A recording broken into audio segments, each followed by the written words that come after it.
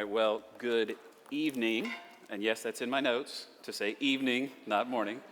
We're in Exodus 18 this week, like Lauren just read. And last week, we saw Israel's defeat of the Amalekites, not through their own military might, but through God's sovereign help and aid and enabling. But also not without their involvement. God worked through their efforts to accomplish his good deliverance. Now, this week, we leave the battlefield and we focus on an aspect of the social order in Israel during their journey, and it's an aspect that's very familiar to me.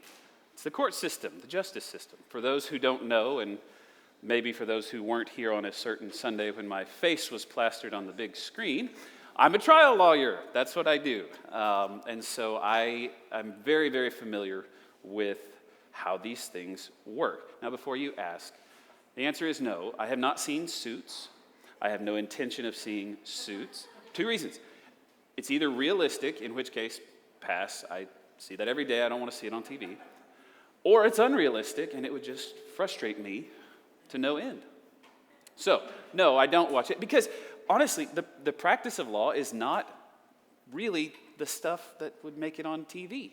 I do trial law, but most of my practice doesn't even involve the courtroom. And when I do finally have a hearing, it's not at all unusual for me to show up and sit around and wait for an hour or more before I even get to stand up. And it's worse out in the smaller counties because, they don't have motion dockets every week. That sometimes they'll have a motion docket every 2 months or 3 months. And every case gets thrown onto one docket. We call them cattle call dockets. Just cram everything in there to get together. And those can last hours. They can last into the night because they just get it all done at once.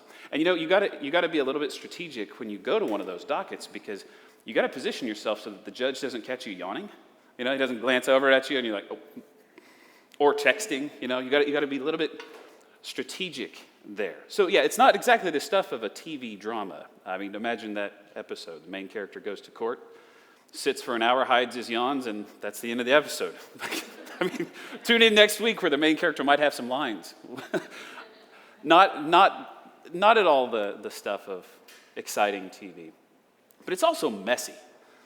There's just no other word for it. We strive for justice, which is this ideal, but we don't always get there. And sometimes it's a bit of a circuitous process to get there. I had a case several years ago where a judge ruled against me on an issue for a totally wrong reason. And so I filed a motion to reconsider, which is basically I tell the judge, hey, with all due respect, don't you think you really screwed this one up? It's not usually very well received. But in this case, she granted my motion, and she reversed her earlier ruling. Then later in the case, she ruled against me again for a wrong reason, so I tried it again. Another motion to reconsider, and she grants it again. My opponent was so frustrated because she was like, I don't understand. I keep winning, and then it gets taken away from me.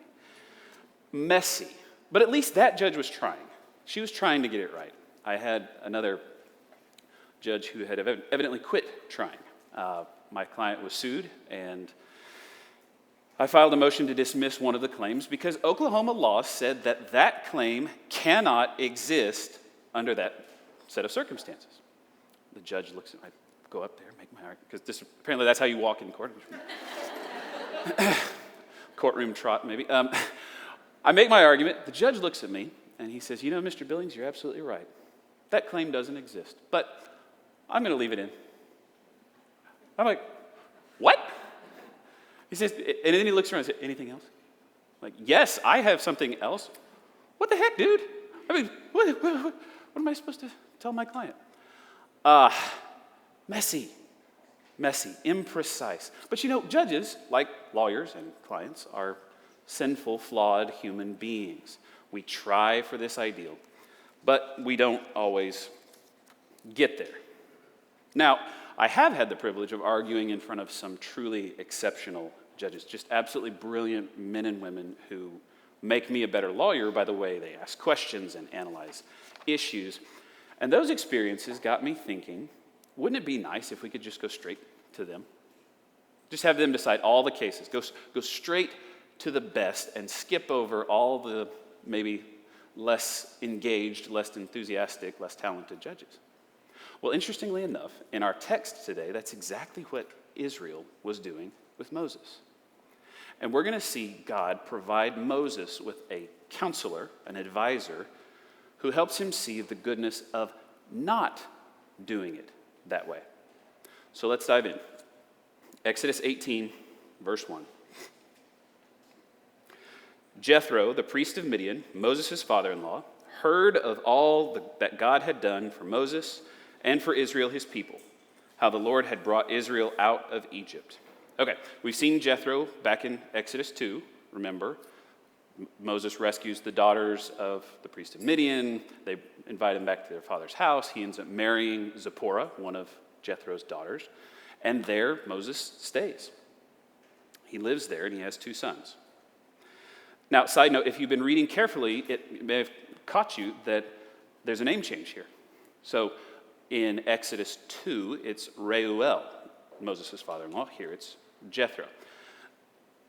I read about this probably way more than it deserves, but I think probably the most likely explanation is these are just alternate names for the same person, like Matthew and Levi or Nathaniel and Bartholomew, not 2 different people. But there are some commentators who believe that this is actually Moses' brother-in-law. After much study, I realized it doesn't matter, because the point of the text is not whether this was his brother-in-law or his father-in-law. And so that's all I'm going to say about it. However, if you want to come nerd out with me afterwards, I'd be happy to have that conversation. Okay, side note over, close parenthesis. But the thing to notice about Jethro is that he is a Midianite. He's not an Israelite. And yet, verse 1 tells us that he heard of all that God had done for Moses and for Israel. So now the fame of God's name is spreading beyond ethnic Israel. And that's exactly what God said he was doing back in Exodus 9, verse 16. Remember?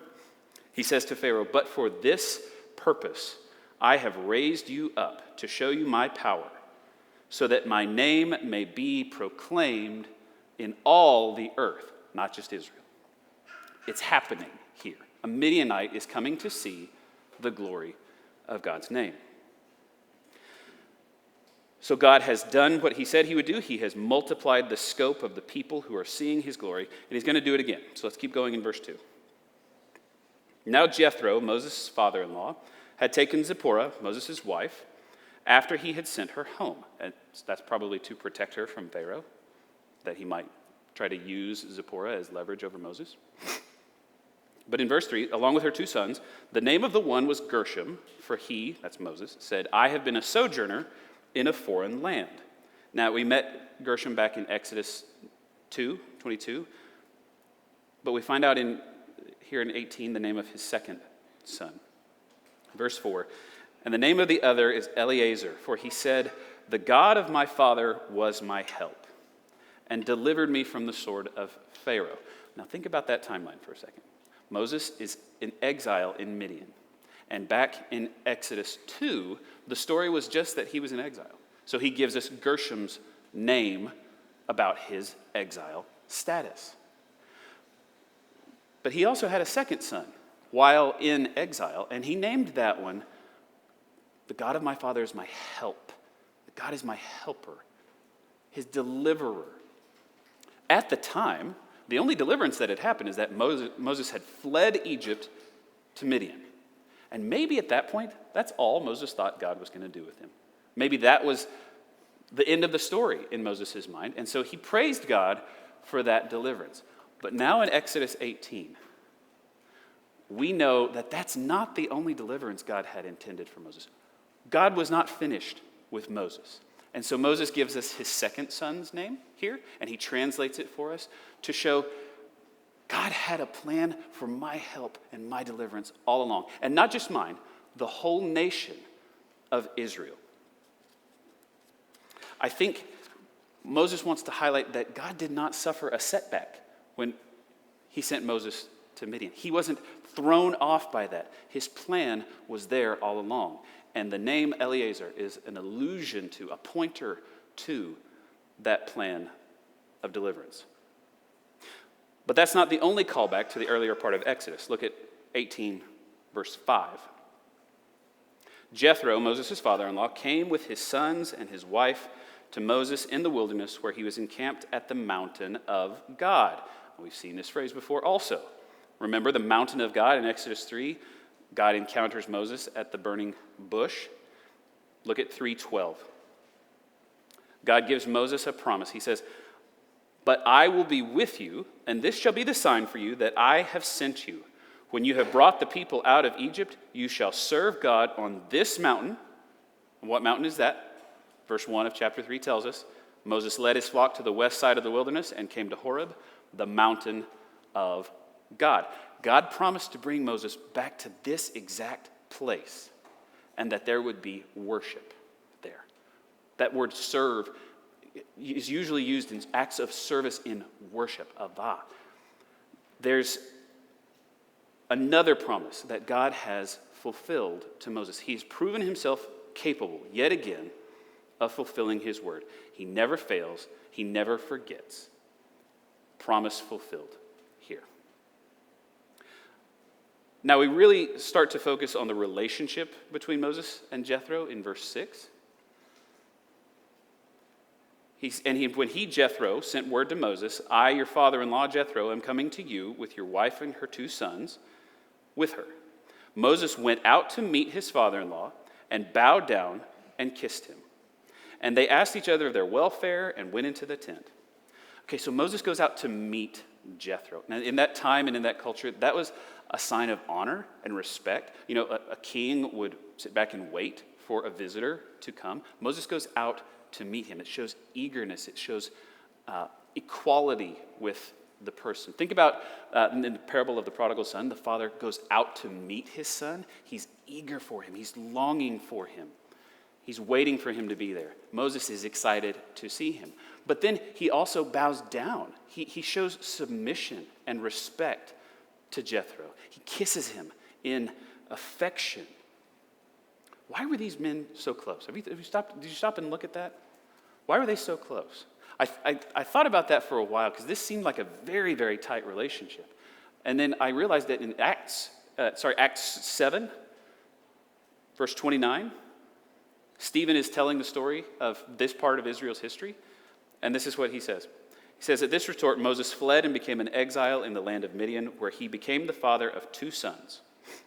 Verse 30, "Now when 40 years had passed, an angel appeared to him in the wilderness of Mount Sinai in a flame, in a fire in a bush." Moses was in Midian for 40 years with Jethro. Think how close they became during that time. All the long talks and the meals shared together. All the shared experiences of Moses' life from age 40 to age 80. He became an old man with this Jethro, with his father-in-law. So the two are very, very close. Now, I think the other pointer to their relationship is that, in verse 1 it says Jethro heard of all that God had done. He didn't hear it through a social media post. Nobody tweeted at Jethro, priest of Midian. That's not how he found out. He had to have had his ear to the ground. He had to, maybe he sent servants to find out. Maybe he was listening in the town square for news of what was happening in Egypt.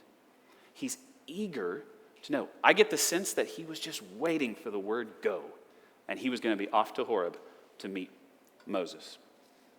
And I think what comes next really supports that eagerness from Jethro. So verse 8, this is what Lauren read just a minute ago. "Then Moses told his father-in-law all that the Lord had done to Pharaoh and to the Egyptians for Israel's sake, all the hardship that had come upon them in the way, and how the Lord had delivered them. And Jethro rejoiced for all the good that the Lord had done to Israel, in that he had delivered them out of the hand of the Egyptians. Jethro said, 'Blessed be the Lord who has delivered you out of the hand of the Egyptians and out of the hand of Pharaoh, and has delivered the people from under the hand of the Egyptians.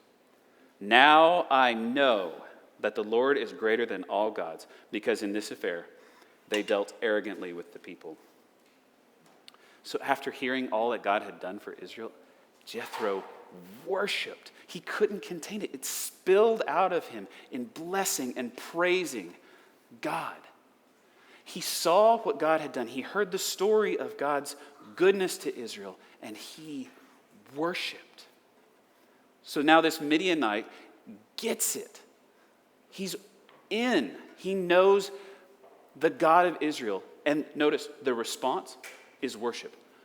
To truly see God will eventually lead to worship. Now I say eventually because sometimes it's a painful process to get there. But in the end, truly seeing God leads to worship.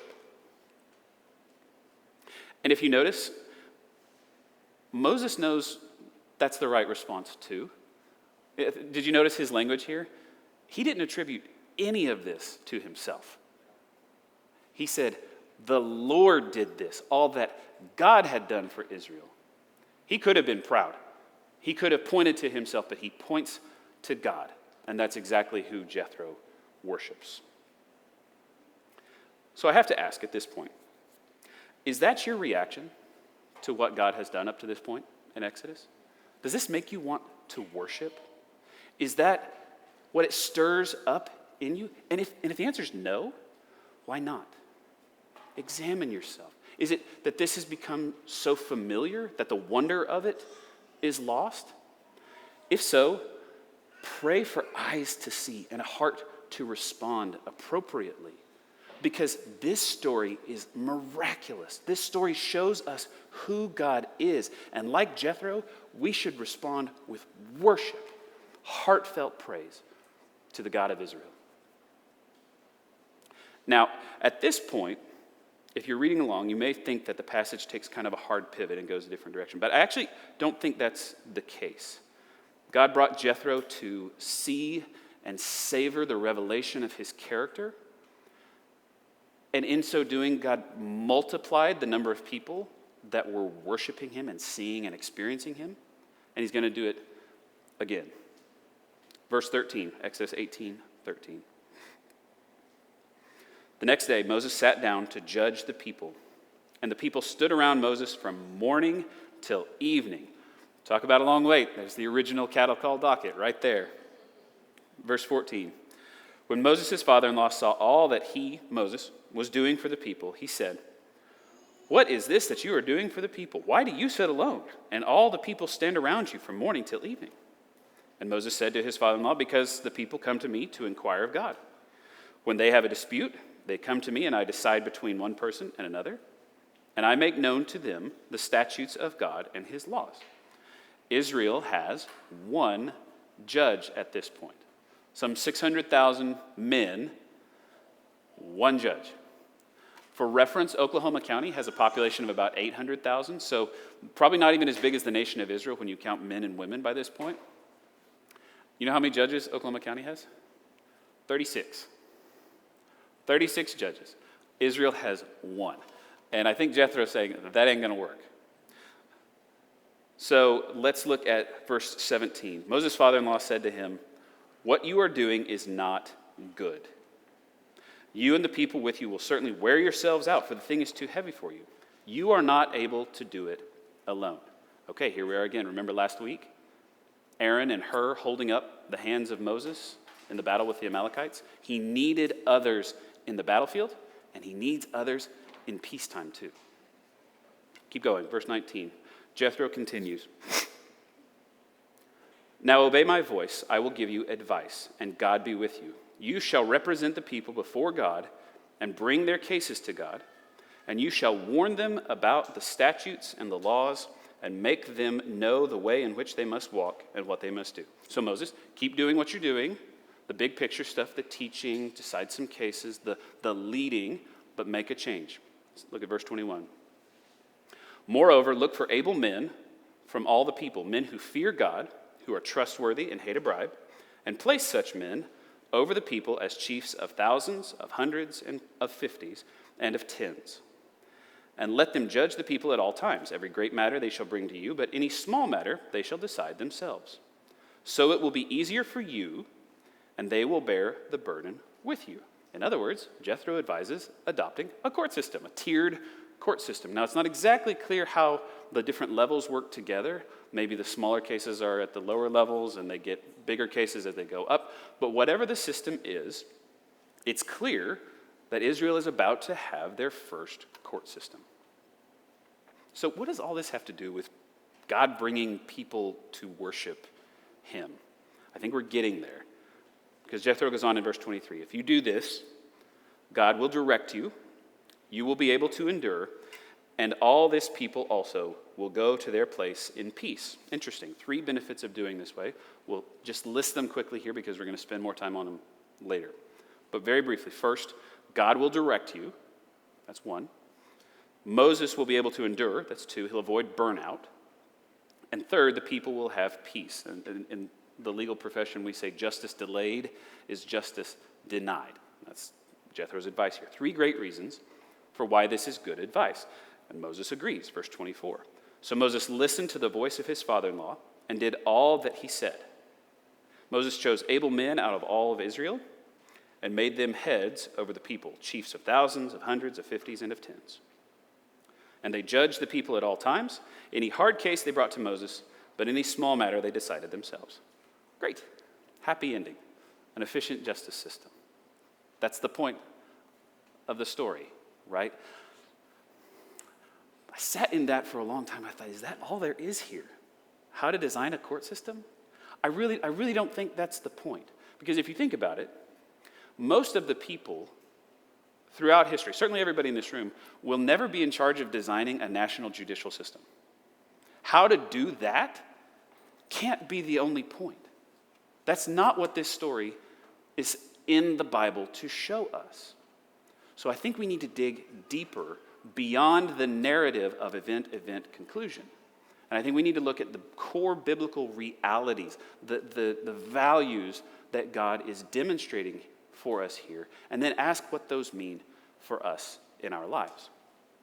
So I think one of the best ways to do that is to look at Moses' character as it's on display here. Look at Numbers 12:3.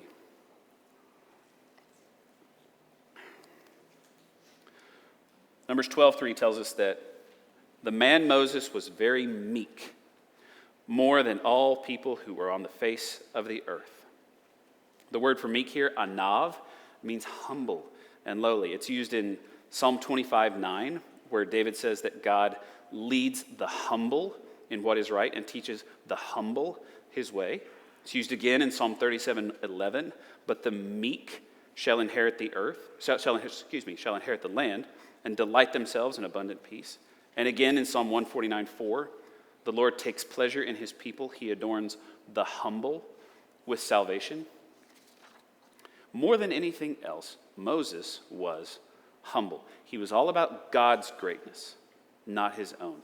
Remember how we talked about in verse 8, he ascribed to the Lord all the accomplishments, all the credit for what had happened. He knows that it was God who thwarted Egypt, destroyed them completely.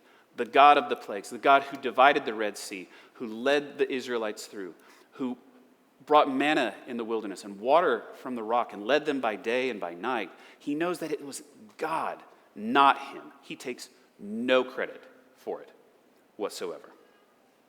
We saw Moses' humility when he went out to greet Jethro and bowed down before him. We see it in listening to Jethro's advice. Jethro hadn't seen any of that stuff. He hadn't been there for that, and yet Moses takes his advice. He's open to being counseled.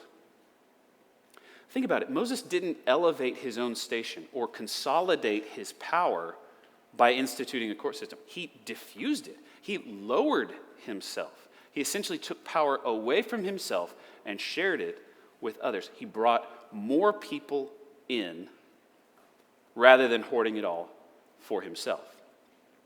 So I think the biblical value that I want to draw out of this is just that. It's the humility we see in Moses. Not greatness of spirit, but lowliness. Not self-promotion, but self-abasement, self-demotion.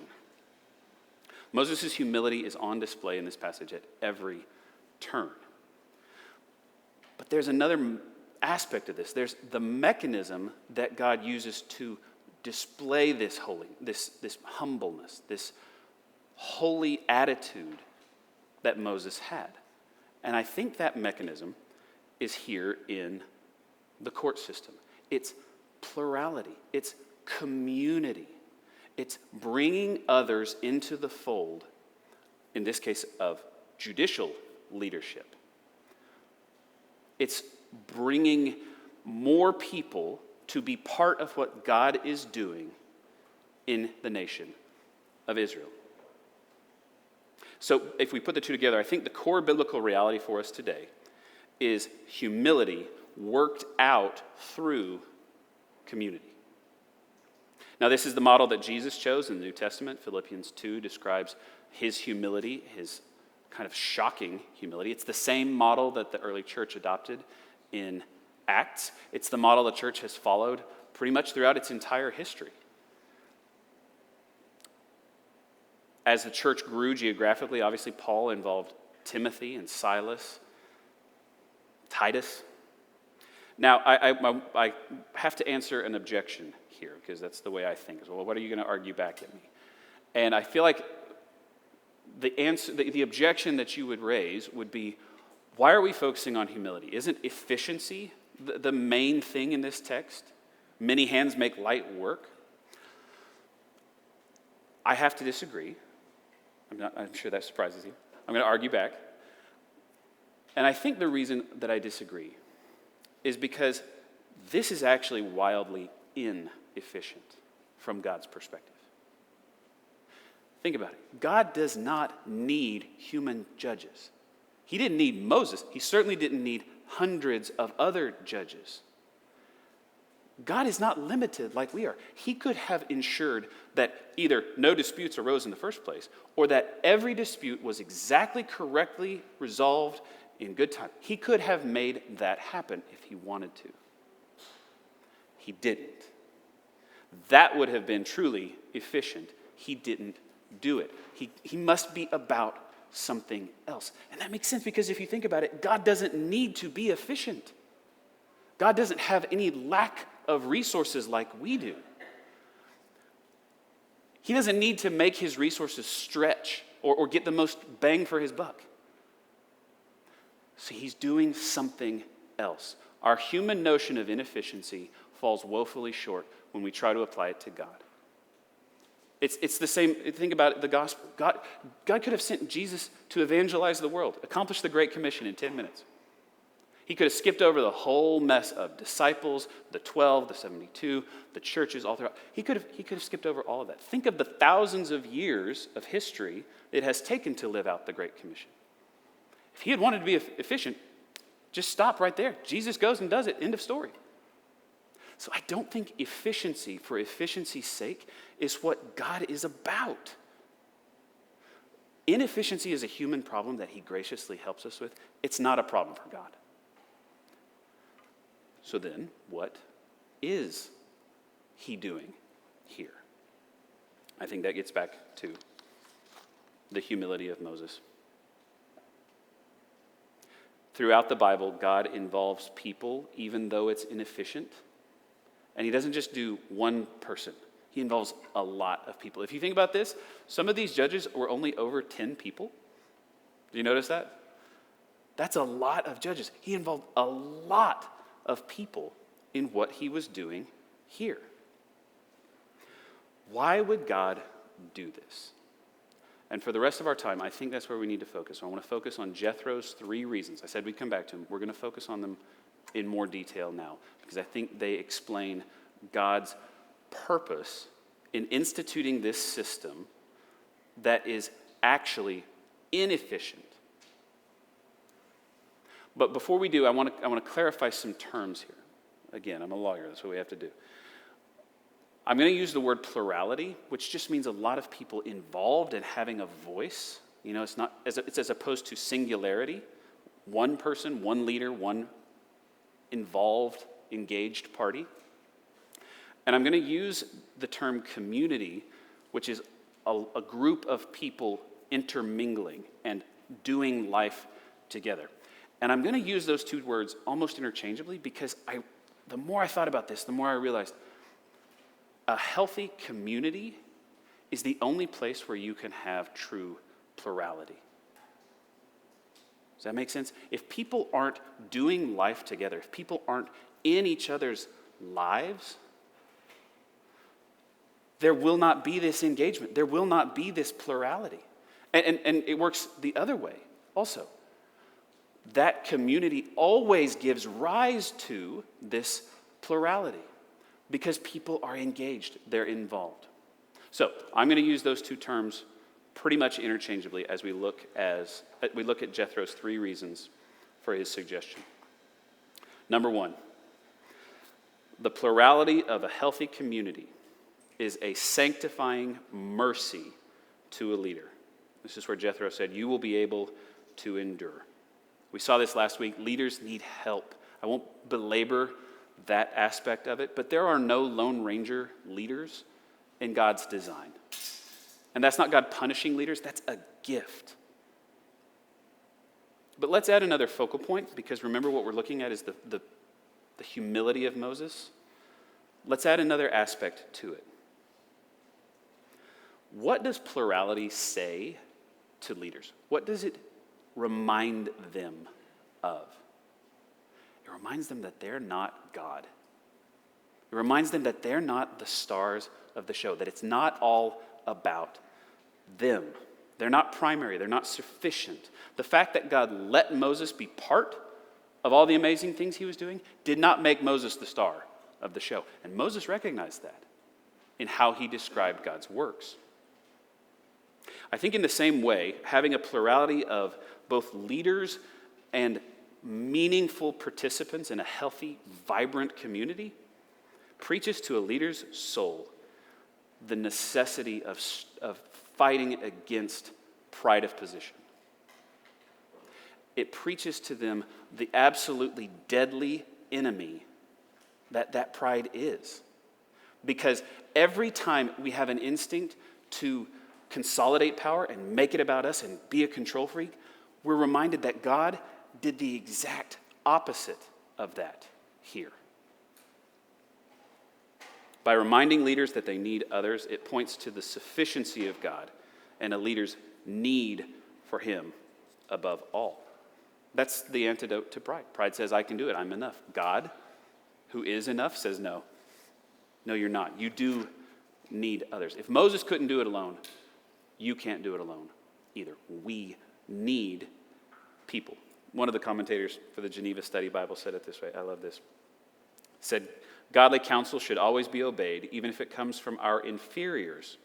For to such God often gives wisdom to humble those that are exalted and to declare that one member has need of another. I think that connects so beautifully with Jesus' words in the Gospels, humbling those who are exalted and exalting those who are humble. Matthew Henry said it this way, those are not wise who think themselves too wise to be counseled. That is a sanctifying mercy to a leader. So when Jethro says, you will be able to endure, he's not just talking about physical exhaustion, although that's there. He's saying that, Moses, you need others so that you can endure the temptations of pride that come with what you're doing right now. When it's all about you and you're the only one in that judge's seat, there's a real temptation to pride. And this will fight against that. That will serve your holiness. That will further your sanctification. So that plurality, that community is a sanctifying mercy to leaders. But notice that also means that the people in that community play a vital role in making that happen for leaders. Do you see that? The leaders need that meaningful engagement, or else they're not going to be hearing that message. If we're all out on the sidelines just letting the leaders do it, there's none of that reminder, that sermon being preached to their souls that they need others. But this doesn't just bless leaders. Number 2, the plurality of a healthy community is a gracious blessing for the people. Jethro said, all this people also will go to their place in peace. Now, on the surface, this is probably the most obvious one in the passage. More judges makes more efficiency, shorter time for disputes to be resolved, quicker return to interpersonal harmony. Now, remember that some of these leaders were over so few people that they were probably more like our GC leaders or co-leaders or even breakout group leaders. These were not big groups of people that they led. And I think what this points to is that even someone without an official title can serve this purpose of plurality and community. People who are engaged, people who are leaning into community, who are known and being known. How do you think the people knew who these people were? How do you think they knew to choose them as judges? They were known. They were doing life together. They weren't just sitting there with their mouths shut. Whenever the people were together, they were allowing themselves to be known. They were contributing meaningfully. And notice, the passage gives these qualifications for the judges, and infallibility is not one of them. They got some cases wrong. I'm confident of it. But even those wrong decisions were in God's sovereign plan. They weren't perfect. They got it wrong just like the judges do today. Making decisions and resolving disputes, it's uncomfortable, it's messy, and they messed it up sometimes.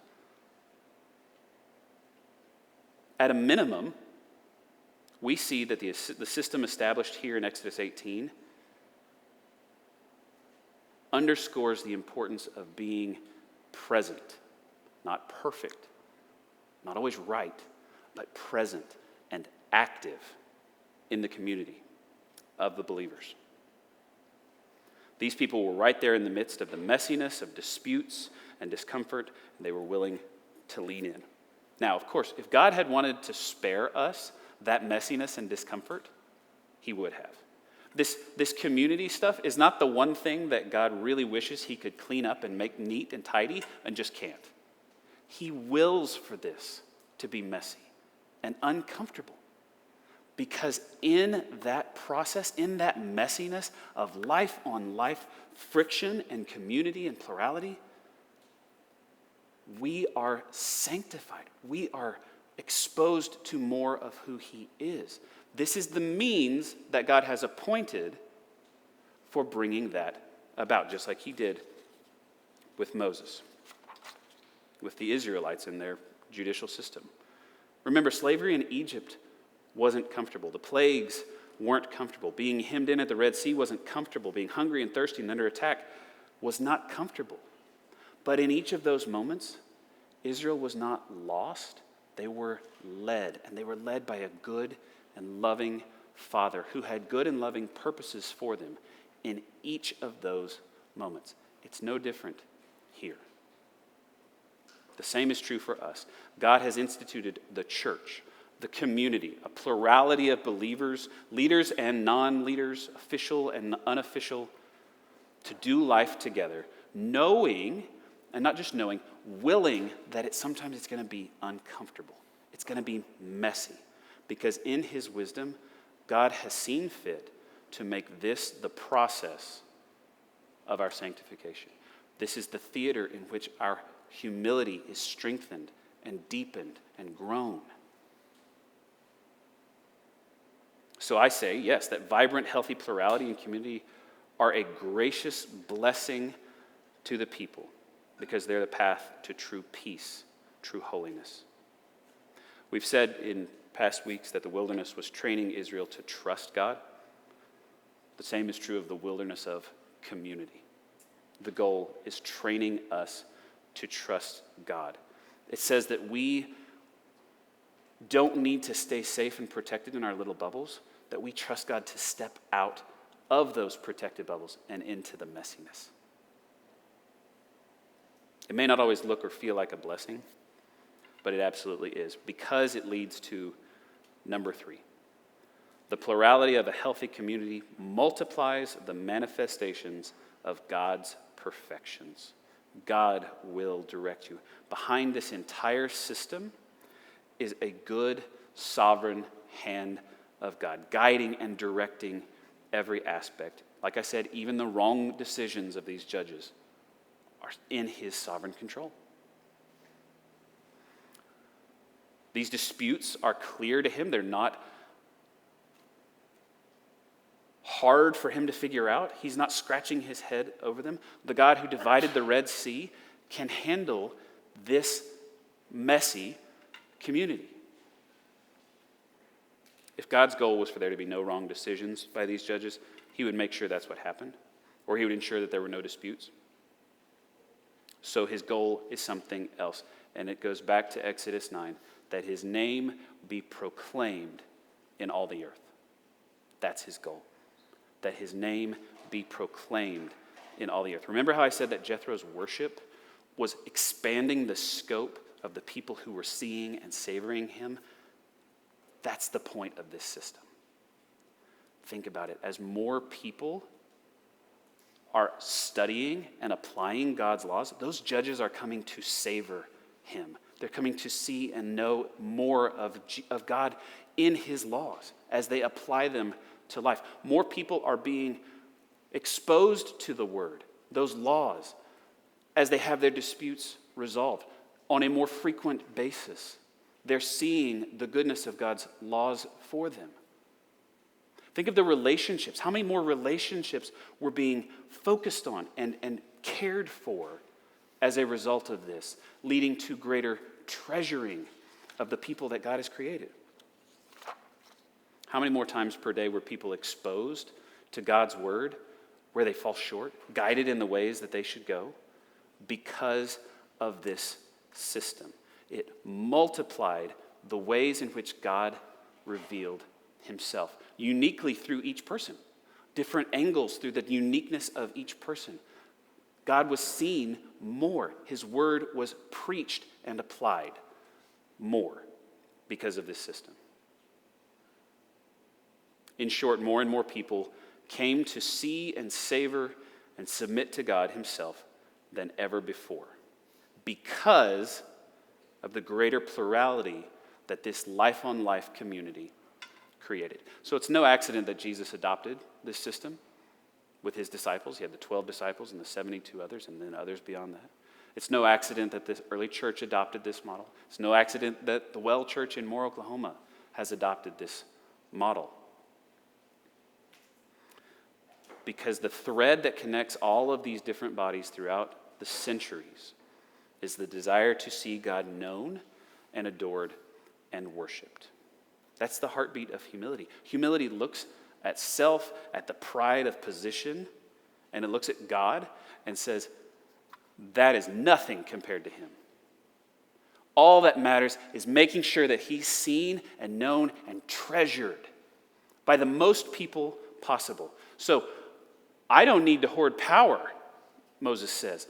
I'm happy to involve others if that means that more will treasure him, more will know him and see him and experience his laws applied to their lives. Like Jethro, who heard the story of God's faithfulness and power and was moved to worship, so this greater, more vibrant body of plurality and community leads to greater worship. And ultimately, that's why Jesus came. That was his mission, for people to abandon the pride of position, the lies of self-sufficiency, and to humbly submit to God as the all-sufficient one, the only one worthy of worship. So as the band comes back up, is that your experience? Are you in vibrant life-on-life community founded on holiness and humility? If we needed someone to resolve a dispute amongst believers, would we know that that's you? That we could rely on you? Would you know who to go to? If you're not in that kind of community, why not? Maybe you've been part of community with others in the past, and you've been burned. And the pain of that makes you hesitant to lean in again. I don't want to minimize that pain, but know that God has used every ounce of it to bring you where you are.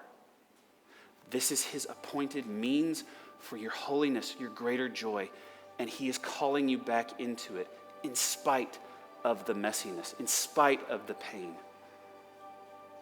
You have a loving Father who has brought you Gershom moments of exile on the path to Eliezer moments of deliverance.